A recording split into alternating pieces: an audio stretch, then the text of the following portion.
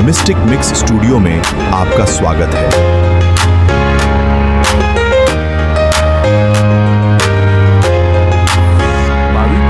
दक्षिण 24 परगना कर दी हैं।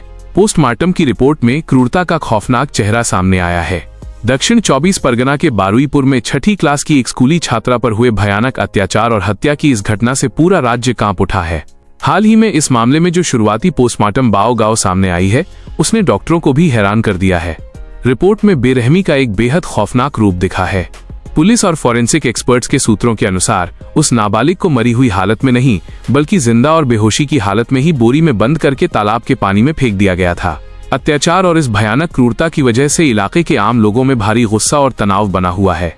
जानकारी के मुताबिक पिछले शनिवार को दोपहर के वक्त वो नाबालिग एक दोस्त के जन्मदिन की पार्टी में जाने की बात कहकर घर से हंसते हुए निकली थी, लेकिन काफी समय बीत जाने के बाद भी वो सही सलामत अपने घर वापस नहीं लौटी।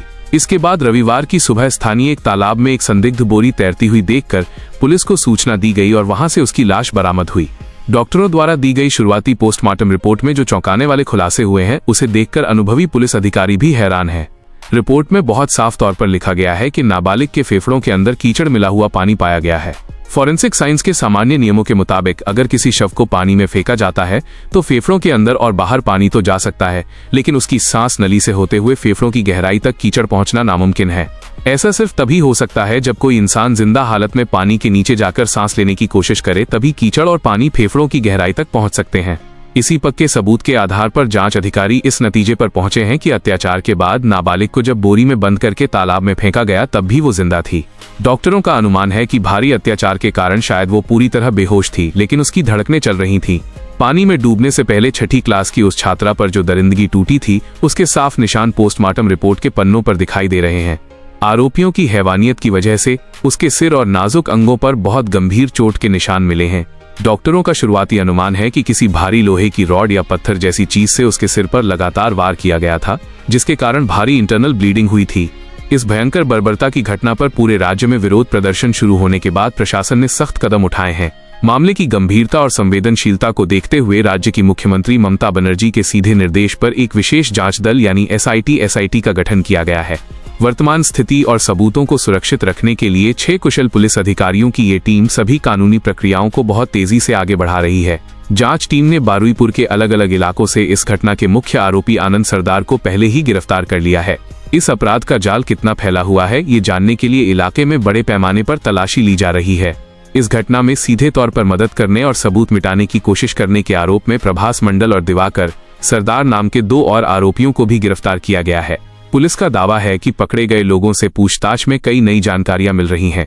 बारुईपुर की इस हैवानियत भरी घटना ने बंगाल में महिलाओं की सुरक्षा, खासकर नाबालिगों की हिफाजत पर एक बहुत बड़ा और गंभीर सवाल खड़ा कर दिया है। घटना की खबर फैलते ही बारुईपुर का एक बड़ा इलाका रणक्षेत्र में बदल गया।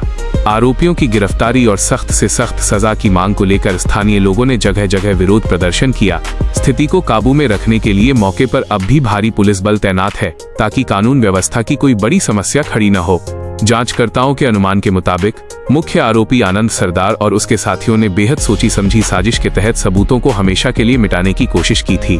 लाश को छिपाने के मकसद से बहुत सावधानी के साथ देर रात उसे बोरी में बंद करके तालाब की गहराई में फेंक दिया गया था, लेकिन पोस्टमार्टम और फॉरेंसिक लैब की वैज्ञानिक जांच रिपोर्ट ने सारा शक सीधे तौर पर इन अपराधियों की तरफ मोड़ दिया है।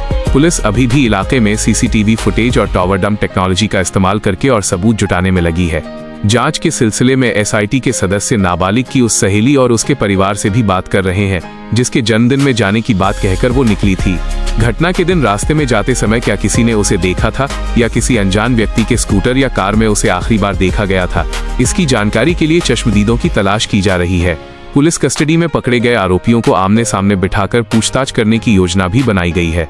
एक मासूम बच्ची की ऐसी दर्दनाक मौत से परिवार और पूरे इलाके में मातम छाया हुआ है। आरोपियों की इस हैवानियत के बारे में जानकर स्थानीय लोगों का गुस्सा उबल रहा है। पीड़ित परिवार की एकमात्र मांग है कि पुलिस और प्रशासन जल्द से जल्द चार्जशीट दाखिल करे और फास्ट ट्रैक कोर्ट में इस मामले का स्पीडी ट्रायल शुरू करवाकर दोषियों की फांसी की सजा पक्की करे। मिस्टिक मिक्स स्टूडियो में आपका स्वागत है।